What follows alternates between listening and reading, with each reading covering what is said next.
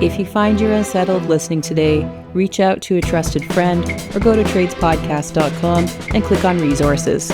We are worker-driven, no-nonsense conversations about mental health in the trades. This is Off the Clock Toolbox Talk. And we are back with, I just know him as Mike, but Trevor keeps calling him Big Mike Collison or Big Mike C. So welcome, Mike. I don't know anything about Mike at all. So I know he's fun. I know he talks a lot because I've been in a bunch of meetings with him, and he's always willing to have a good word in there and paint the real situation. And so I'm excited to hear your story today, Mike. That should be a bit of a wild ride, I'll tell you that much. Excellent. Mike, you have spent about a decade in the oil patch. You've been in the trade since you were a teen. Where does the journey begin, man? What does that look like? Well, when I was little, I came from an incredibly loving, caring family, and both my parents are still together to this day. I had a pretty normal childhood. My parents gave me all the things that I could want. And as I got into elementary school, I began to get bullied. My mom was a member of the Parents Advisory Council for my school. She was at my school every day. And because of that, I never felt like I could stand up for myself. I was always kind of the kid that just allowed everyone to treat him however they saw fit. And at the end of the day, that looked like me getting bullied incredibly severely through my entire elementary school life. When I was 7, a family friend and his son, I'll just preface this a little bit. Some parts of my story can be fairly triggering. I've done a lot of work and I've done a lot of talking about the things that have gone on for me. And that allows me to be able to sit here in front of you and have an honest conversation about those things without them dragging me back down to the place that I was a lot of years ago. I was raped and abused by this family friend and his son from the time I was 7 until the time I was 12. I never spoke about it. I never talked to my parents about it. It did a lot of damage to my relationship with my younger brother because my younger brother always wanted to go everywhere the older brother does. You know what I mean? Like that's all we did.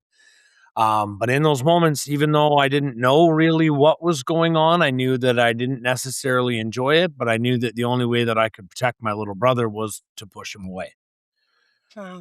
So I pushed him away, and in my mind, that was keeping him safe, even though it meant my own detriment. And so that, I had to make a huge amends, which I'll get into later with him in terms of the destruction of that relationship, which began a long time ago.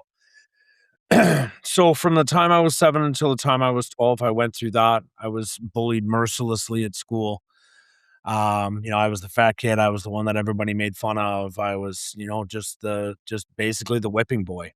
And I never felt like I could stand up for myself. When I got to high school, I made a decision that was just to completely change who I was. And I wasn't going to allow anyone else to treat me the way that I had been treated.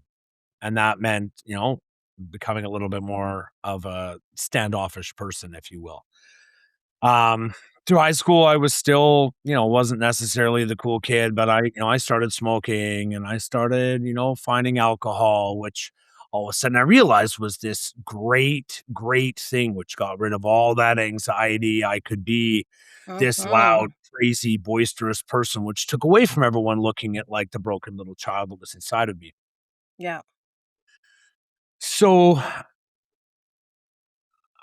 I fell into this place of becoming what I call now a chameleon.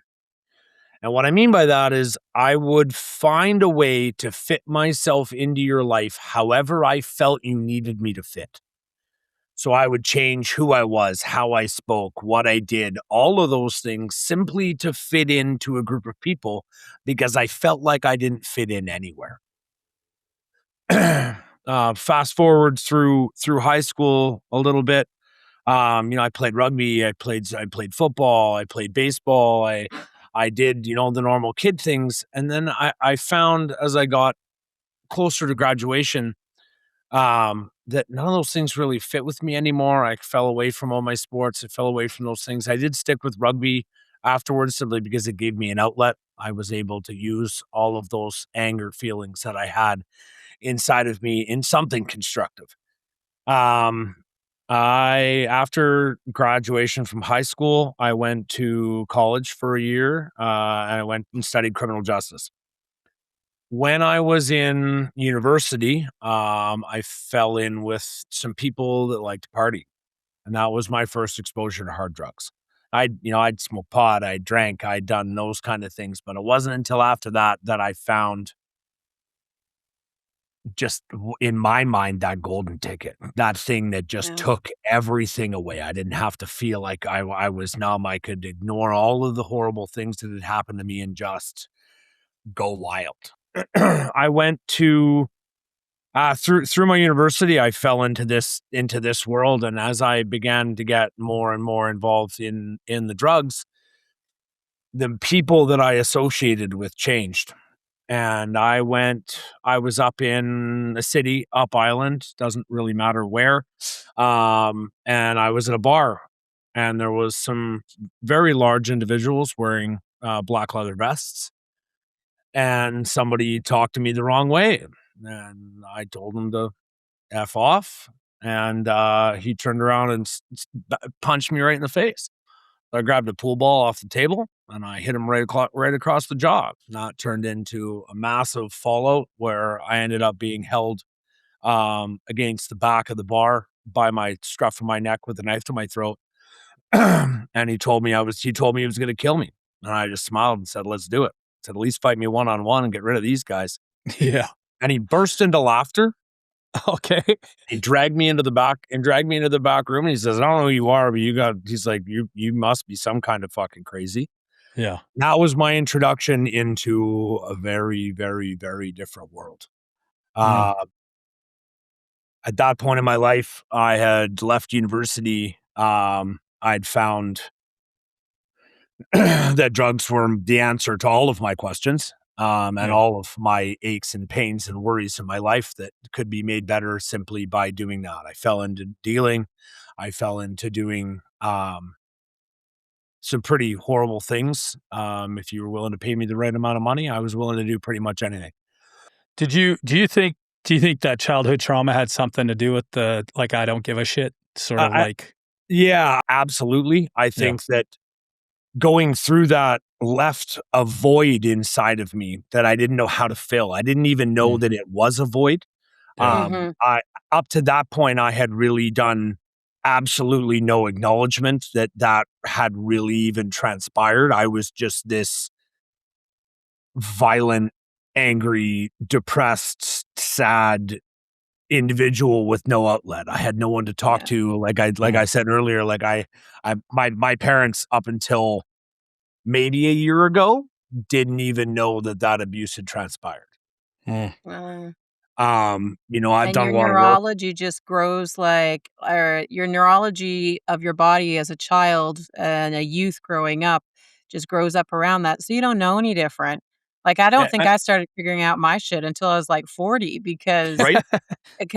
you just don't know that it's not normal Yeah. No, until you and start getting some that's- space to figure it out, right? that's really the unfortunate thing, is that without the ability to look in a mirror and see those things reflected back at you, until you can find someone else to walk that walk with you, who's able to sit across the table from you. Like, I remember one of the first conversations I ever had with Trevor.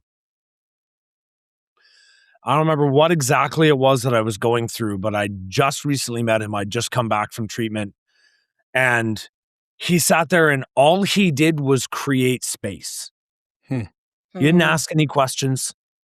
He just sat with me. I was outside of a meeting and I was in my head about something. I was going through it. My relationship was super tough at the time. And I remember Trevor just made space and he sat there with me. And it was one of the first times that I ever felt like I didn't have to go through it alone. Yeah. But no one was going to push me. No one was going to demand answers. No one was going to be like, what's wrong? How do we fix this? What are we doing? Trevor just sat. And it was a surreal experience for me to know that like another man can be safe. Yeah. That's a learned skill, by the way. Yeah.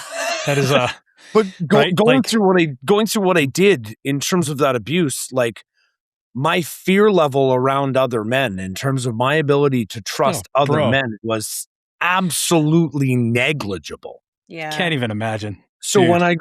when I found these group of people who loved me and I was accepted and I was what my version of loved looked like, where it didn't matter what that love was, but I saw respect. Didn't matter how respect ended up. It could be through Right. fear. It could be through need. It could be through necessity. As long as I had that respect, that was what was important to me. Well, I think I know enough about that life secondhand to like understand that sort of that behavior is sort of normalized, right? Like Yeah. that is the common condition. That's just how things are dealt with, right? You don't talk about it. Correct me if I'm wrong. No, you are 100% correct. It was, weakness. If we could smell weakness, it was exploited. So what we did was hide all of those things because if you were seen as weak, you were nothing but a victim. Yep.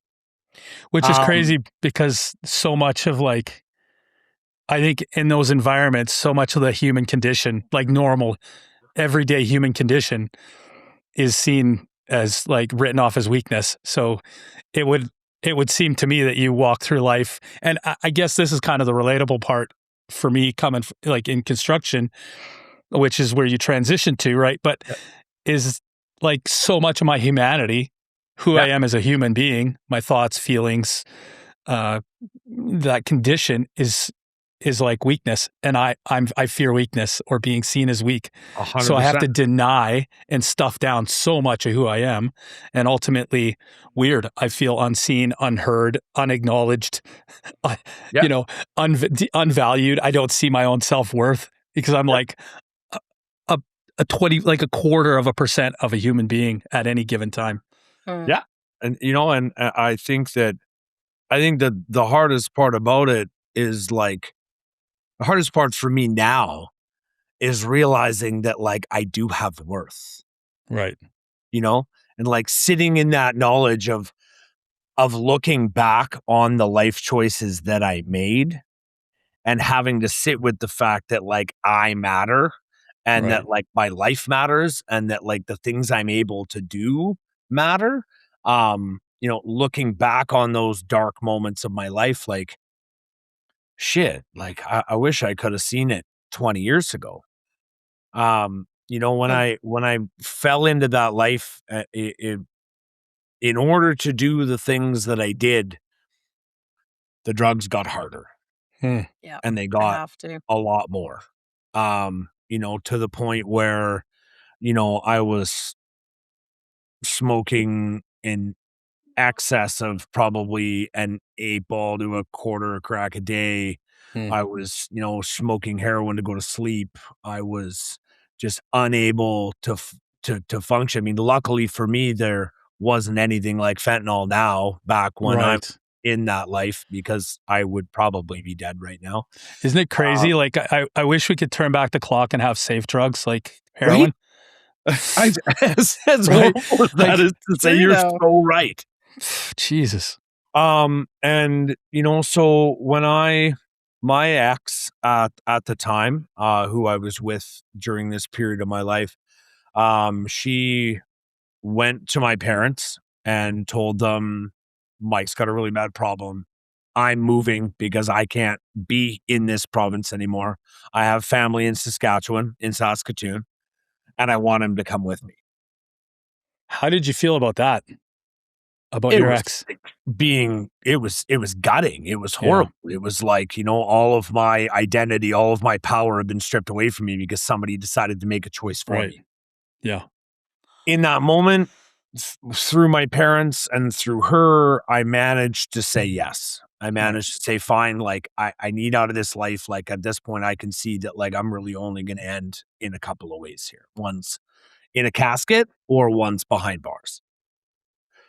So we moved. We drove from Victoria to Saskatoon. I did my last bit of heroin in Hope, and I drove all the way all night from Hope to Saskatoon. When we got to Saskatoon, we had an apartment waiting for us.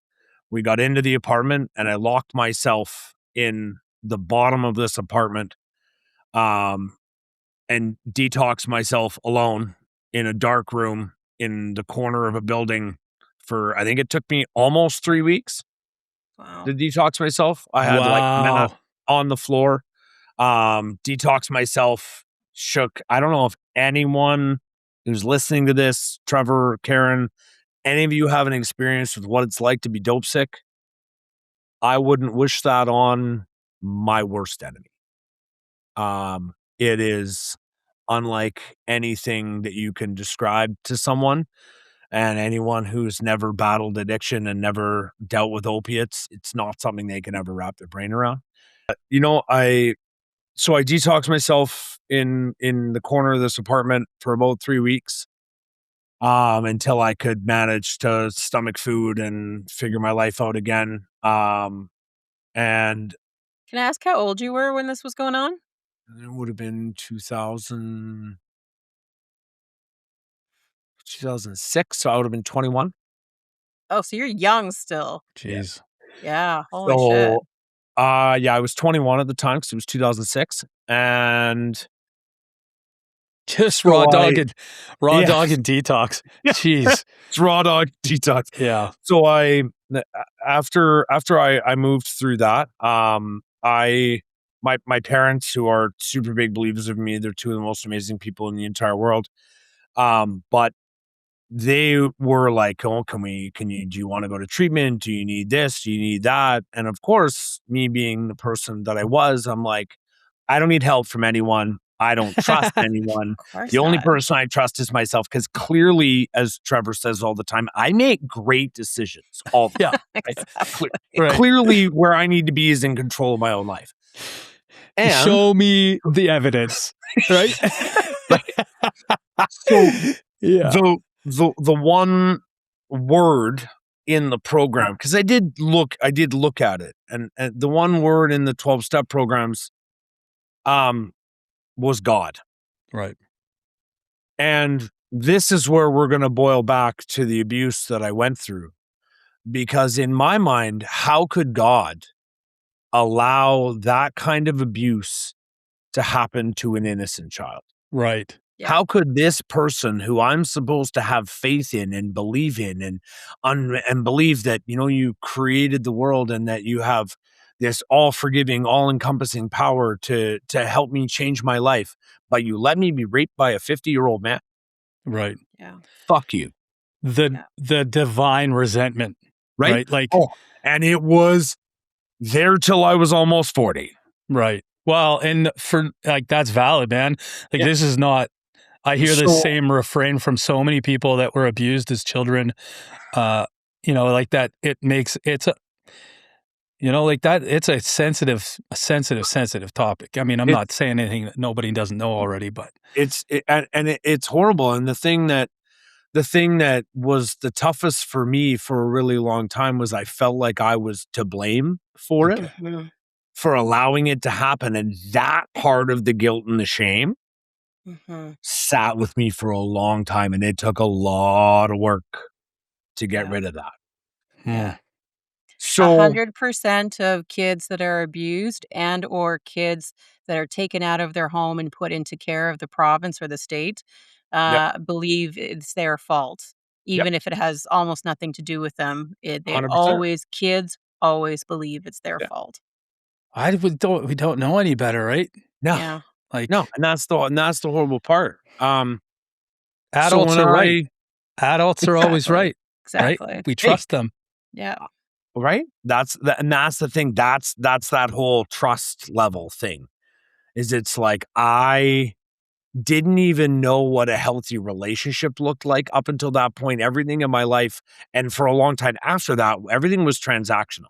If you could provide me something or a service, or I wanted something from you, like whether I had to take it by force or you gave it to me willingly, or I provided you money and you gave me a service, it was like dealing with any kind of an interaction, like at an ATM. You know what I mean? I would go, I would take out what I needed, I would give you what you needed, and then we would carry on with our lives. Not a I lot didn't of depth believe to that. I didn't believe that there was this concept of like love. I didn't really truly believe that was a thing. So when I was approached with the idea of going to treatment and finding a program and finding all of this kind of stuff, I saw one word and I ran as far as I could. Right. 3-letter word. Spent 12 years not using chemical drugs, but I continued to drink and I continued to smoke pot, because as far as I was concerned, that wasn't where my problem lay. I hadn't yet come to the realization that drugs and alcohol were never my problem. Me was my problem. Like I have always been my problem, and they were just the solution. And they were relatable solution for a hot minute, but it never really helped me fix anything. All it did was just bury it all underneath like a bunch of scars and scabs and like anger and sadness. So I moved back. I lived in Saskatchewan for about a year and then moved back, and I began to build a life here. I got into the trades. I started working. But one thing that had happened during that, which I never really realized until after I had got out of that relationship, what I had done was turn my addiction into this horrendously codependent relationship. Right. My entire existence, my entire happiness, my entire world revolved around this other person who I didn't know how to live without. And she was not very nice. Like, let's face reality. You know what I mean? When you get into a relationship where you're willing to put up with anything from someone because you believe that's what love is, they got you out of this situation where you should be dead. So you owe them all of these things. I owe you this loyalty. I owe you. I have to stay. I have to do this. And that was so sick. Like that part of me, that need of me to like want to stay in that relationship was horrible. And that did me a lot of damage too. Was she pushing it from her angle too and saying like, oh, you owe me this because I did this for you? 100%. 100%. Okay. That whole, the narcissistic attitude, those kind of things, right? But that's where I felt comfortable because of how horrible I felt about the person that I had been. Yes. I felt like that was all I deserved. I felt like that was what I had earned up to that point. Is there a part of you though that like aside from that part, right, that you felt you deserved that, is there a part of you that just felt really comfortable in shitty situations? 100%. Like super toxic? Because I reflect on my own. So I'm in a relationship now that's like fucking amazing. And I was in it 15 years ago, and it was fucking amazing. But I was a piece of shit. Like, and I'm not saying that to be self-deprecating. Like, I literally was a person I'm not proud of. And I destroyed that relationship fairly like cold turkey-ish out of the blue for one valid reason. She was better than me. Like, you really deserve better. But also because I thought it was too vanilla and there was no passion. But it literally, looking back, it was just a normal person, like a normal relationship. Yeah. Yep. I had no way of processing it. So because there wasn't all this toxicity and all this fucking shit going off all the time and all these problems, I had convinced myself that it was abnormal because I had no frame of reference that was healthy. I think that there's a certain calm in chaos. Right. Like almost like I can sit in the middle of the tornado and watch the world be ripped apart around me. But as long as I can somehow manage to sit on that spinning top, right? Like that scene out of Inception where he spins the top and then sits there and spins and then it wobbles a little bit, then it starts spinning again. As long as I could stay in that tiny little spinning circle, my life was fine, right? Didn't Yeah. matter what happened on the outside. Because Right. I could justify and minimize and rationalize all of those things because clearly someone did something to me to deserve that chaos in their life, Yeah. right? Yeah. Yeah. Um, And you you also know, get used to, I think, the chaos too, because you, or at least this is my experience, is I didn't love myself. I had no idea what that meant and felt like to love myself, nor did my partner love himself. mhm, And so we would just like ooze toxicity at each other yeah, because we had no concept of the self-love, so we couldn't actually really yeah, engage in an actual loving relationship. And yeah, I'm seeing a lot of what happened with us and what you're talking about with your toxicity yeah, now. I think it happens to a lot of couples where both partners and or one partner doesn't know how to love themselves. yeah. Well, you And kind of like when you're both kind of on that same page, you're kind of seeing your reality reflected back at you. So it's super validating. mhm, You're like, oh yeah, this must be normal because they're acting the exact same way. yeah. Exactly. Oh, yeah. I think as I get a little bit older and as I'm able to look back on it, and I'm able to see those those things that seem so normal to me, like look so twisted now. And like to think that like I fought what I thought was abnormal, which in fact is like what normal loving people actually do. Right. Like, it, it's bizarre and like slightly frightening that I didn't understand how to accept the fact that someone else can care for me. Hmm. After I got out of that relationship, which took a lot of, I finally just got to my breaking point, um, where I had just had enough and I needed to get out and I finally escaped that relationship. So fast forward, my wife and I got engaged, we got married, we bought our house, we got married in 2015. We bought our house in 2016. We had a dog. We had our son Easton in 2017. And through all of this, I had gotten back into playing softball. I got back into playing baseball. I had a life. I had gone away. I'd started working on the rigs in Alberta, Nice. which is its own entity in and of itself. Yeah. That's a lot Um, going and Yeah. on in that time period, through all actually. of those people, through all of the friends that we had made, drugs began to become more normal in my life. For a long Right. time, I said, I can't be anywhere near them. I don't want to have anything to do with them. Like I had a problem in the past. I can't be around that. Until one night, I decided that, well, everyone else is doing it. Like what Yep. one hurt, right? Like I could probably do one. So I did. And then, of course, what does any intelligent person do? They decide to announce to themselves that obviously I had beaten addiction and that an addiction held no hold over me anymore and that I Oh, was a poster child and that I'd won because you're I could do it cured. once and I was cured. Yeah, I Good was for you, fine. man. How long did that last for? A hot minute. Okay. So that was probably 2018 when I began to kind of dabble back into that. I'd been working on the rigs for a bunch of years. We would, drink our faces off and party, and that was, 12 hours a day. Longest hitch of days I ever did was about 78 straight. Longest Jesus. hitch night shifts I ever did was 46 straight night shifts, 12 hours a day, 7 days a week, which was brutal in and of itself. Like coming off of that, coming home for a week, because I would fly into Alberta and then I would fly home. So 5 days home, even on a 7-day off hitch, I would be home for 5 days. 2 of those were recovering Yeah. Yeah. from the abuse I put myself through while I was out there.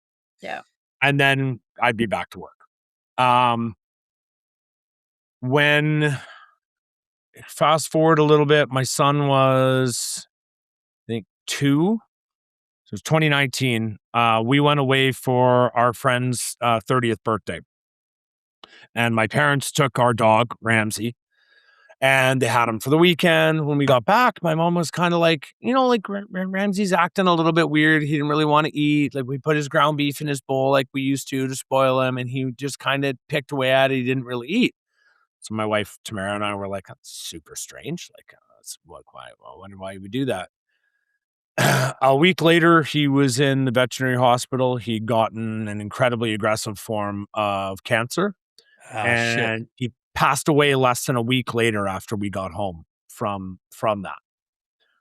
And in that moment, my life changed because I didn't want to feel what I was going through. No. In that moment, my life changed from using substances for fun and to just have a good time, because it had progressively gotten a little bit worse and a little bit worse and a little bit worse, but not to the point that I'd done any damage to myself. When he passed away, I began to use to numb what I was going through because I didn't want to feel it.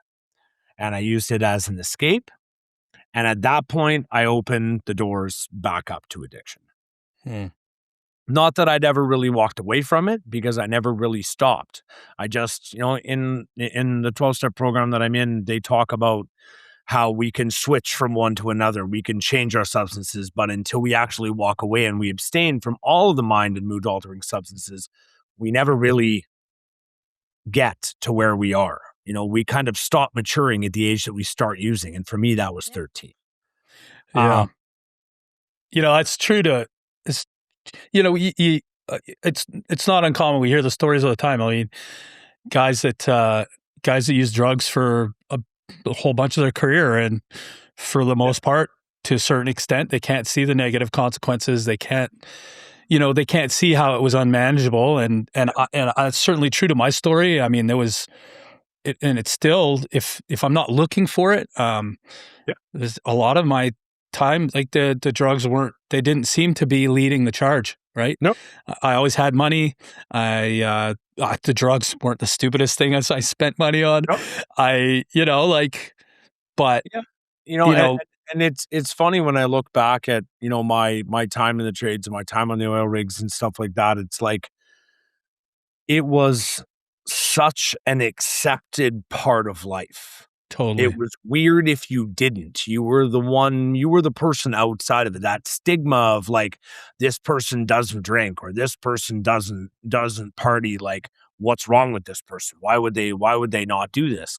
And that leads in, at least for me, that led me down this like, well, I want to fit in. I want to do all the things that all the guys are doing because I want to be one of the boys.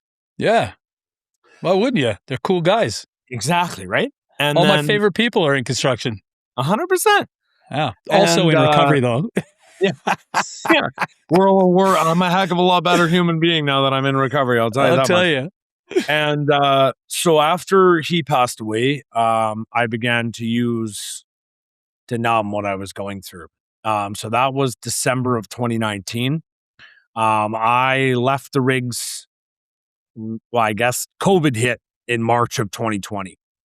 We'd just gotten shut down right as COVID hit.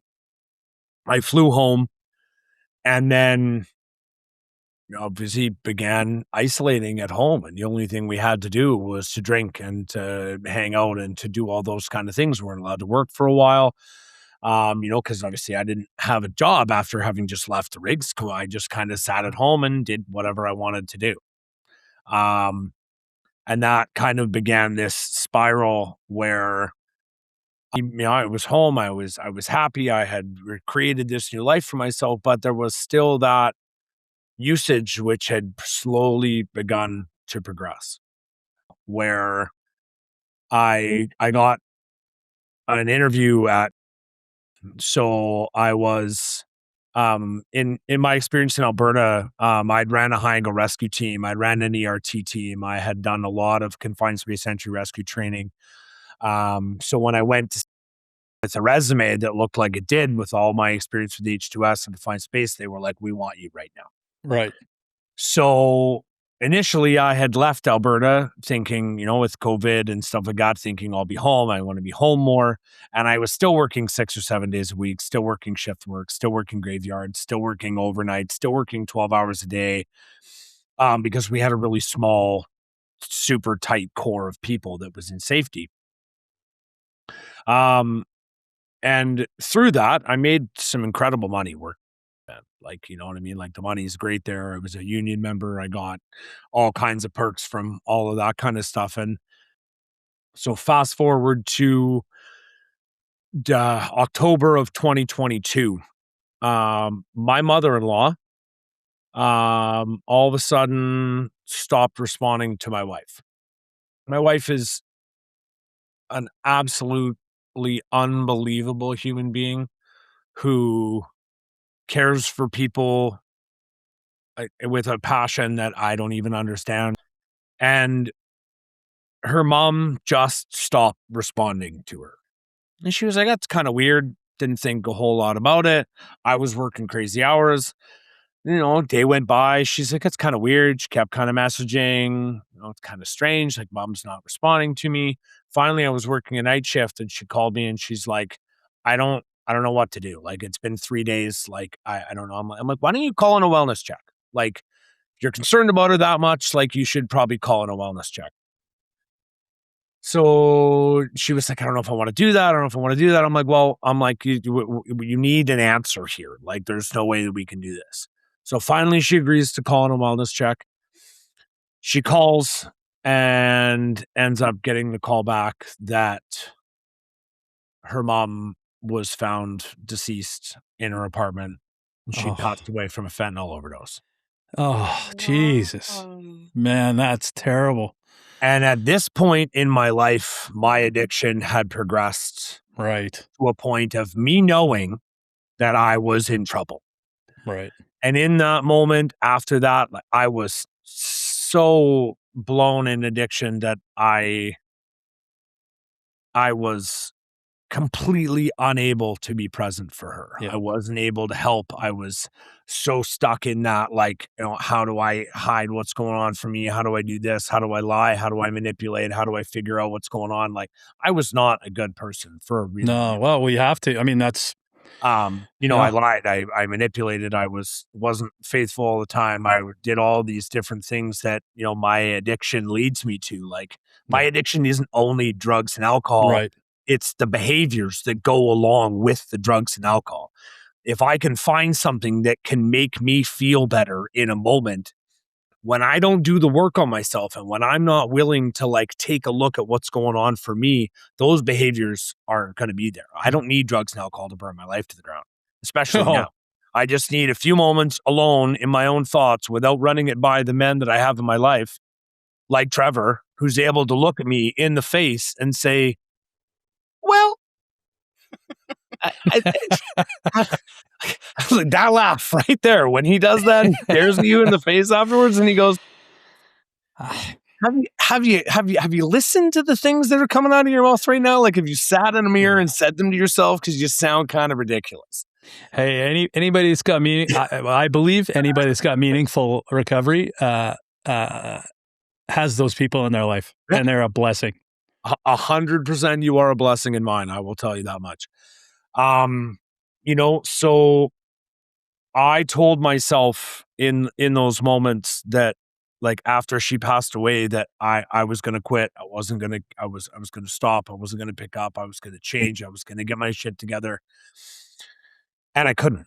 I would go out. I would go grab stuff. I would leave work. I would go pick up money. I would go do whatever I needed to do in order to get this. I'd be working, shift work. When people's lives were in my hands, I was 6 sheets to the wind. You know what I mean? Like, I didn't care about anyone other than me.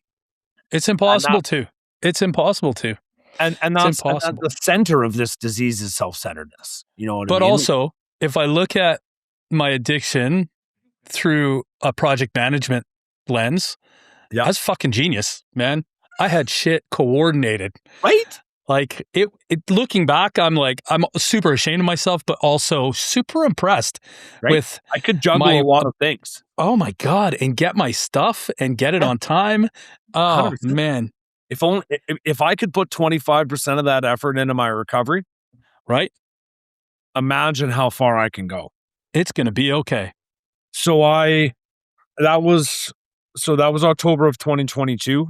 As time went on through that, I knew that I was in trouble, and I knew I didn't know how to get out of it. I didn't know what else to do. I knew that like I only had a couple options left here, and one of them was probably to die.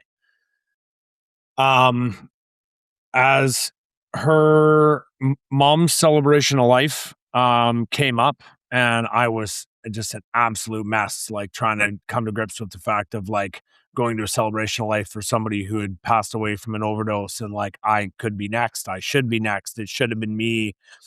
She should have been the one that lived, and it should have been me that went. Like my wife would be better off without me, my son would be better off without me, like all of the people in my life, like I wanted to die. I went out the night before her mom's celebration of life. I didn't get home till about 7:00 in the morning. Crawled, threw myself into frickin' bed, got up the next day, waited till my guy started at noon, grabbed, went to this celebration of life, like twisted out of my mind. I had, drugs in my pocket. I was just an absolute mess. And shortly after that, my wife said, like, enough's enough. Get the fuck out of my house. You're not allowed to see your son unless it's through a supervised visit. I absolutely do not want you in my life. Don't speak to me. Don't call me. Just get the fuck out. Seems reasonable. It does. But in that moment, of course, it's everyone else's fault because I was unable to take accountability for my own actions. You're a horrible person. And I did that a lot because of my addiction and how I knew how I could manipulate others. Like I refused to take accountability for my own actions. Everything was my own fault. For a long time, my wife knew that something wasn't right. My wife knew that there was that I was lying and that I was doing all these different things. And she'd come home all the time, like, "Are you high? Like, what's wrong with you? Like, what is going on?" And I would lie, and I would never do that in front of my son. I would never do all these things. Who, me? Even accuse me of that? Meanwhile, I'm chewing on my face. Yeah, right. And in those moments, there was a lot of resentment on her part, which is fair. But what I would do is I would intentionally antagonize her to get a reaction out of her so that I could show other people in the world that I was justified for doing whatever I wanted me to. Look how totally. Look how hard I got it. She's crazy. Look how she treats me. So I'm going to go out and get drunk and do whatever I want to do because this is a horrible person who treats me like shit.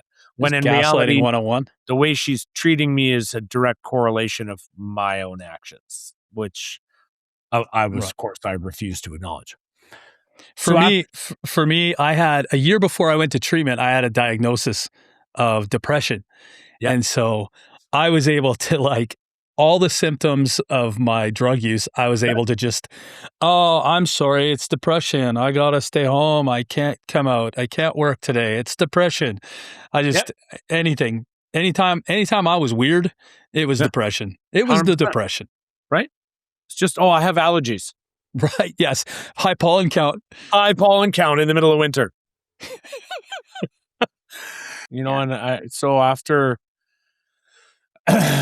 she told me that I was no longer welcome at home, I got laid off from my job because they got into a work shortage kind of a situation. So of course, where I worked at, they allowed us to bank our overtime. So I had something like 280 hours worth of banked overtime. So of course, the moment that happens, they pay you out all of your banked overtime. So of course, I get this huge lump sum of money with no accountability. And I just went balls to the wall. And in those moments, I was like, I want to die. I don't deserve to be here. My family would be better off without me. I have a life insurance policy. Like if I die, like it'll give my son whatever he needs. He'll be able to be taken care of. Like no one needs me. I'm this horrible person. And I completely withdrew from everyone. I was out till God knows all hours of the night. I was living in my parents' basement. My parents are incredibly well-meaning people, but they were also super codependent as well. So all of the lies that I told them, all of the things that I said, they would believe all those things. So, I would never go back to drugs. I would never do that. I would never do this. All of those things because they wanted to believe it. Oh, they want to believe They so want hard. to believe it so badly that like they were willing to clearly, even when my wife on numerous occasions went to my parents and was like, something's wrong with Mike. I don't know what it is. He needs some help. My mom was like, absolutely not. You're just insane. And like, there's something wrong with you if you believe that he's doing that. And like, there was Not our little angel. because of this, because of the person that I was, and because of my willingness to use lies and manipulation against others, I would pit my mom and my wife against each other because I would get what I wanted from my mom. If I was short on money or I needed more of this or I needed that, I would pit my mom against my wife. And it's done irreparable damage up to this point. You know what I mean? That like eventually one day I hope we'll sort it out. But those are the consequences of my actions. Other people. Yeah. For other people, right? And that's the thing is like, I never looked at what kind of damage it did to other people. I only cared about avoiding damage for me. Right. Right. So it was Mother's Day morning of 2023, Mother's Day Sunday morning of 2023. And I've been up for like 3 days at this point, and I was sitting in my parents' basement, and I'd done a huge line, probably a gram, and I realized that I wasn't even high. And in that moment, what I said to myself was, well, I still have like an 8-ball. Like, there's baking soda upstairs. Like, I could just go cook the rest of this into crack and go back to what I used to do because like at this point, fuck it. Like I want to die. I don't want to be here anymore. And then I realized that like if I did that, I would go back to smoking heroin, and there's no such thing as heroin anymore. There's it's all not. fentanyl. And if I touch fentanyl, I know I'm dead. Yep. So I sat in this room and I continued to use until whatever it was, 8:00 in the morning, when I decided to finally pick up my phone. And I called my wife, and I must have called my wife probably 17 times till she finally answers the phone. And all she says is, "What the fuck do you want?" And I was like, I started bawling, and I was like, I don't want to fucking die, and I don't know how to get help without you. Yeah. All I got was click. And I was like, I'm fucking dead. Fuck it. Like, that's it. Like, I might as well put a gun in my mouth. It's over. And I lay there and I bawled my eyes out in bed. I cried and I cried and I cried. And then all of a sudden, my bedroom door flies open. No way. My son, my dog, bowl through my door. I'm going to cry. I hadn't seen my son in over 6 weeks at this point. Bored through my door. My dog's jumping on the bed. Easton screaming, "Daddy, daddy, daddy, daddy, daddy." And I'm like, I didn't even know. I got goosebumps talking about it. Like I didn't even know what to say. I didn't know what to think. I didn't know what to do. My wife walks through the door of the bedroom, and she said, "Get your fucking ass upstairs right now." And I was like, okay, I guess we're doing this. I walked upstairs and I told my parents, I was like, I don't want to die, and I have a problem and I need help. A week later, I was gone to treatment. I finally found that willingness to realize that like I couldn't do this alone. And thanks to a woman who finally, for the first time in my life, gave me painful enough consequences for my actions that I had no choice other than to take accountability for what had happened. She put me in a position where I didn't have a choice but to face it. There was no way for me to lie about it, no way for me to manipulate it, no way for me to get my foot back in the door. Because if you'd given me that if you'd given me the ability to like push through it and to be able to get back in and to come back home and to do all those things and like pretend that I was better for a couple of weeks and just go back to doing what I was doing, I 100% would have, and I would have been dead. No. Yeah. Well, it's the consequences, right? Like we don't talk enough about that. It's the I mean, some of us get like I was super uncomfortable with the way I was living. I was, the similarity in our stories is we were both done living the way we were, whether we were going to take our life or change something. Yep. That was it. But it was really the consequences of my lifestyle, of my life, that got too much for me to handle. I couldn't carry and live with the consequences anymore. Right. So I was told this in treatment. I went to 2 different treatment centers, and when I went to Edgewood up in Nanaimo for 30 days. And then I left Edgewood because after having some conversations with the clinical director and with my counselor, they decided that through some of my trauma and through all these things, that the best place for me to go was an all men's treatment facility to be able to handle someone with my past and with my history and with all these things. So I left Edgewood and I went over to a place called The Last Door over in Westminster. Oh, Which is a whole different world of treatment over there. The only way to complete treatment is to do a full set of 12. Took me 94 days to do a full set of 12. And then I was there for another 6 weeks of transition after that. And what I was told in treatment over there is that real change isn't possible until the pain of staying the same is greater than the fear of change. Hmm.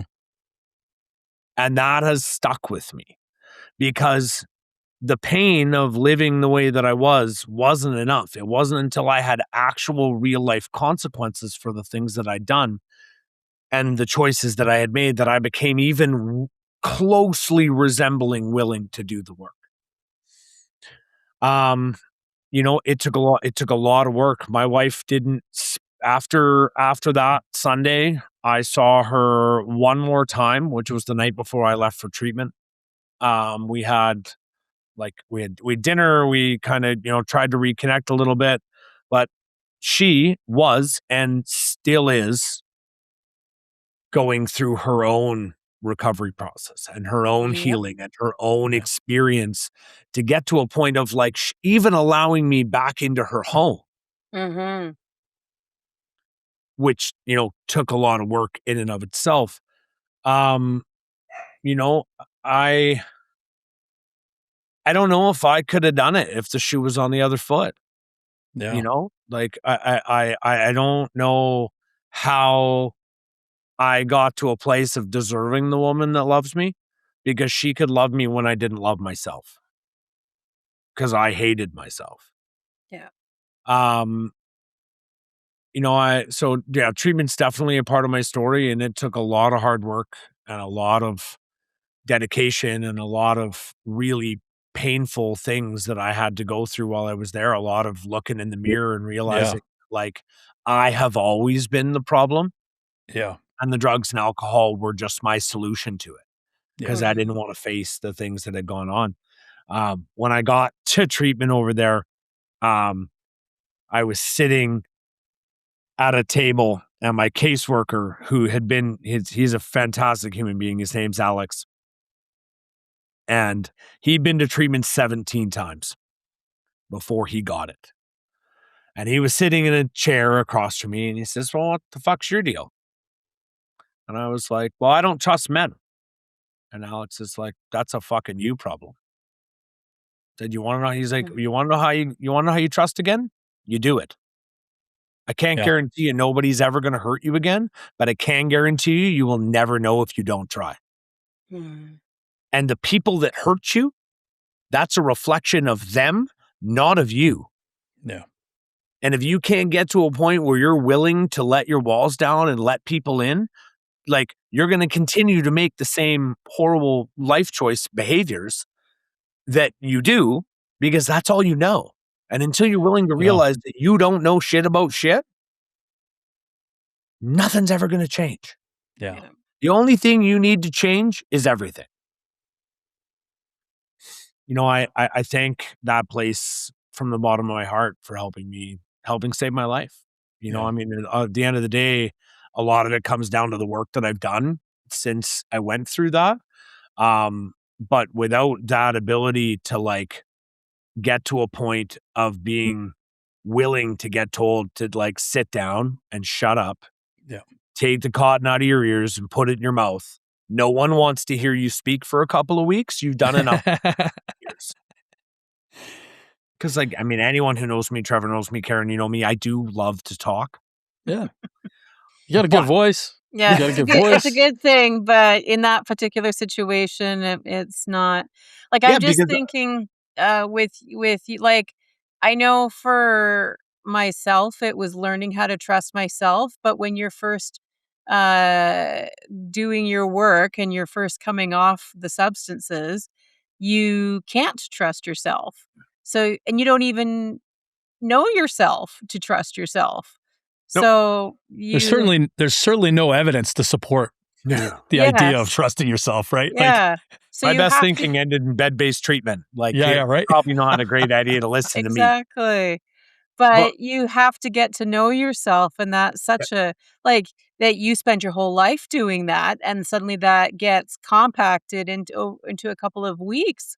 Like Yep. the amount of emotional labor Oh, that yeah. is, and you don't have any substances to make the emotional labor easier to numb it out, right? Like you got to take it full on. Yeah. And Yeah. that's, I think, the power of recovering in community with other guys that have gone through that, who, can, like, one good thing I really heard from somebody from the last door was, I had to let other people love me until I could love myself. 110%. Yeah. You know, That's there's the thing. like Right. connection is the opposite of addiction. Yeah. Every You single know? episode we bring Every up that single quote. episode that comes up. 'Cause it's Connection is the it's opposite central. of addiction. Yeah. Yeah. Without the people that I have in my life, without the men that I allow to be my sounding board, like I try not to do anything in my life anymore without putting things up for review. Yeah. I mean, I've had to deal with Trevor. I've had to come to Trevor. I've had to deal with the fallout of my actions and my choices. And realizing that, like I said earlier, like I don't need drugs and alcohol to burn my life to the ground. I just need, like I said earlier, that idea of a God, of this all powering thing, kept me away from the program for a long time. What they said to me at the door was that I could turn that into anything. So what I did is I changed that into an acronym, and I turned it into my group of drug addicts or my group of degenerates. Yeah. And I could go to those people and get the feedback that I needed to be able to make those better choices in my life. And I still use those practices now. I still go to those people. I still go to the men that I have in my life who I trust and who I know that, like, no matter how uncomfortable that conversation, and I'm looking at Trevor right now, the feedback that I'm going to get, although I might not want to hear it, is for the best that they can give me, because they love me even when I'm struggling to accept the fact that either A, I deserve it, or B, do I even want it at that moment in my time in my life? Like I can use those things to justify or rationalize or minimize those choices in my life because they serve a purpose. Yeah. May 18th of 2023 was the day that I took my life back. I would not be sitting here. I would not be the man I am today without recovery. When I got out of treatment, I wasn't sure that it was going to be a safe place for me to go back to the trades. I took some time away from it. I worked at a treatment center. I managed a warehouse. I ran a safety program. And after I got laid off from the treatment center, I had run into my old superintendent. And we were bullshitting outside the school. Turns out that both of our kids go to the same school. And he's like, "Oh, like, what's been going on, man? Like, I haven't seen you in years. Like, how are you? Like, it'd be great. We should reconnect. Like, I'd love to get to know you." And I'm like, "Well, I successfully burned my life to the ground, spent the last 5.5 months in treatment." And pulls out of his pocket, he pulls a black fob. He says, "I'm coming up on 10 years myself, man." Those fobs. And I was like, no way. I'm like, I always thought you were just weird and didn't drink. Like, you never wanted to go to the bar. And he looks me straight in the face and he says, I always knew you were a fucking degenerate. He's like, I just couldn't tell you. So we had a good laugh about that. And then that was probably a year prior to me getting laid off from the treatment center. And I called him up and I said, hey man, like, I'm kind of out of job and, I'd love to come back to work. And he's like, yeah, you're hired. I've been waiting for 3 years for you to call me back. I'll see you on Monday. Click. Nice. Wow.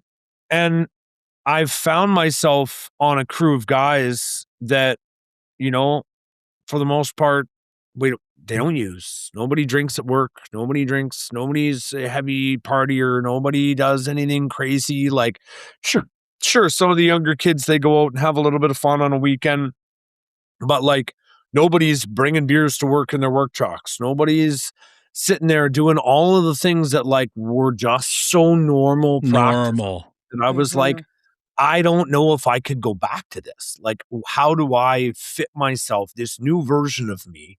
How do I fit me back into a world that looked at people like me like an outsider? Right. I was so scared to go back to it because I'm like, if I go back to it, like what happens if I get around these people and like, I want to make stupid life choices. Like I make poor life choices when left to my own devices.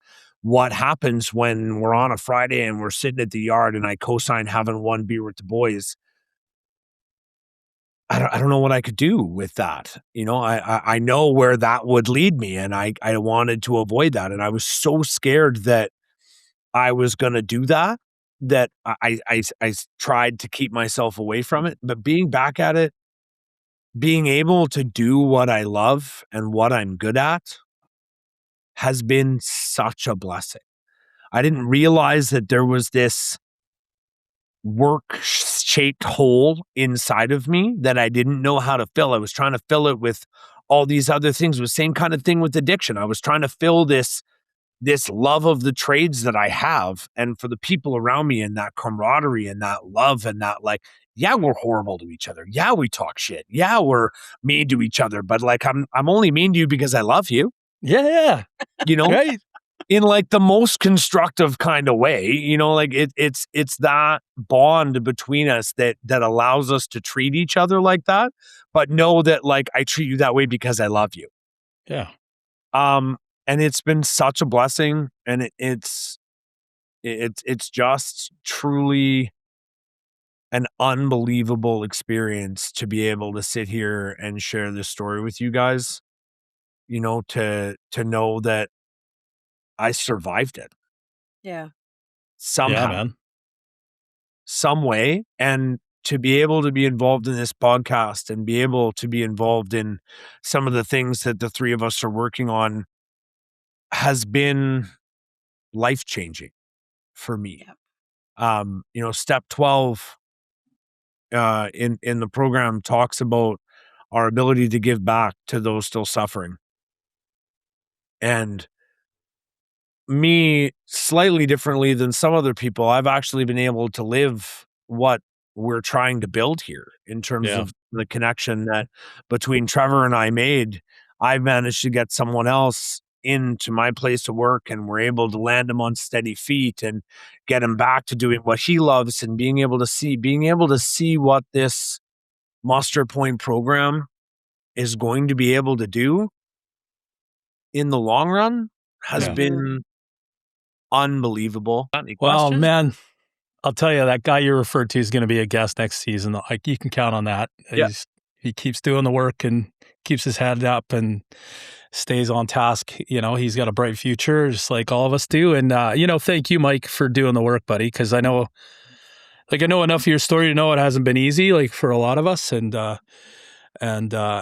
like for me, I've given back is a big part of your, what keeps you healthy. And a lot of people I know, not just in recovery, not just, doing the bare minimum. A lot of people I know that have a high quality of life in recovery are people that, understand that a big part of that is living outside of ourselves, living in service of others, because I don't know about for you, but and I certainly hear it in your story, but I'll let you answer it.